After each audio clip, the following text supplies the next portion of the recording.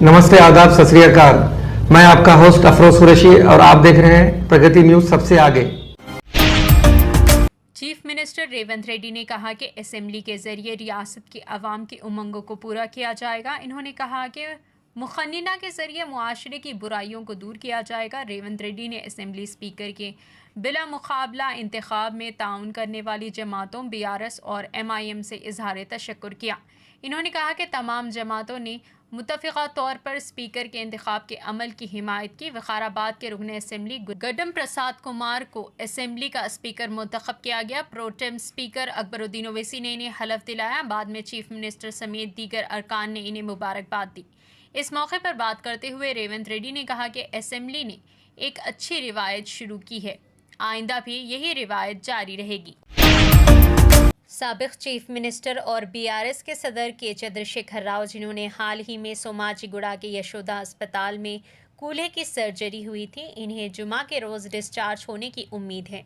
इम्कान है कि वो बंजारा हिल्स में वाक़ई अपनी नंदी नगर रिहाइश गाह पर अपने बाकी इलाज के लिए तकरीबन 6 से 8 हफ्ते ठहरेंगे। गुज़िश्ता हफ्ते अपने एरावेली के फार्म हाउस के बाथरूम में गिरकर फिसल गए थे। इन्हें अगले 6 से 8 हफ्तों तक आराम का मशवरा दिया गया। कि विकाराबाद के रुकन असेंबली गड्डम प्रसाद कुमार को असेंबली का स्पीकर मुंतखब किया गया। प्रोटेम स्पीकर अकबरुद्दीन ओवैसी ने इन्हें हलफ दिलाया। बाद में चीफ मिनिस्टर समेत दीगर अरकान ने इन्हें मुबारकबाद दी। इस मौके पर बात करते हुए रेवंत रेड्डी ने कहा कि असेंबली ने एक अच्छी रिवायत शुरू की है, आइंदा भी यही रिवायत जारी रहेगी।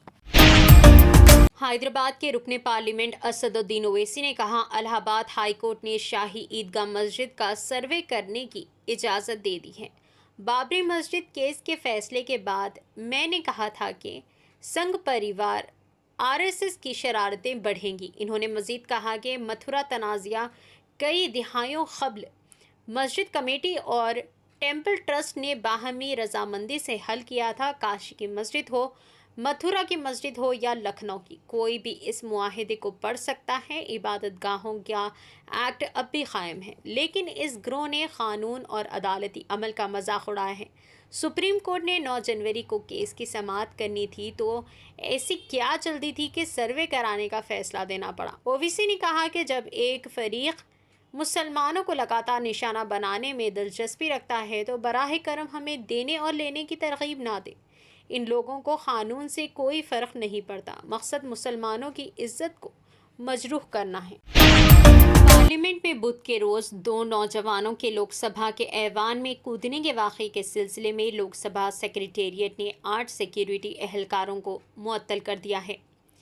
ज़राए ने आज यहाँ बताया कि पार्लियामेंट की सिक्योरिटी में चूक को लेकर लोकसभा सेक्रेटेरिएट ने 8 सिक्योरिटी एहलकारों को पहली नज़र में कसूरवार पाया है और इन्हें मुअत्तल कर दिया गया है। लोकसभा में अपोजिशन पार्टियों ने पार्लियामेंट की सिक्योरिटी में बुध को होने वाली चूक के मामले पर आज नारेबाजी करते हुए ज़बरदस्त हंगामा किया, जिसकी वजह से स्पीकर ओम बिरला को ऐवान की कार्रवाई 2 बजे तक मुलतवी करनी पड़ी। लोकसभा सेक्रेटेरिएट की दरख्वास्त पर मरकज़ी वज़ारत दाखिला ने बुध को पार्लियामेंट के सिक्योरिटी इंतज़ामात में नकाब लगाकर लोकसभा की विजिटर्स गैलरी से 2 लोगों के ऐवान में कूदने के मामले की तहकीकात के लिए central reserve police force CRPF के डायरेक्टर जनरल अनीश दयाल सिंह की सरबराही में एक कमेटी तश्कील दी है। मिस्टर सिंह के अलावा दीगर सिक्योरिटी एजेंसियों के अरकान और कुछ दीगर माहिरीन को भी कमेटी में शामिल किया गया है।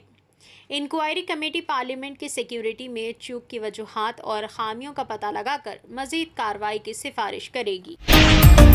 तेलंगाना की अपोजिशन जमात BRS के कारगुजार सदर KT रामाराव ने कहा कि प्रसाद कुमार मंडल परिषद रुकन से कानून साज असेंबली के स्पीकर के ओहदे तक पहुंचे, वो सबके लिए एक तहरीक है। इन्होंने तेलंगाना तहरीक में सरगर्मी से हिस्सा लिया। फिलहाल के लिए बस इतना ही। देखने के लिए शुक्रिया।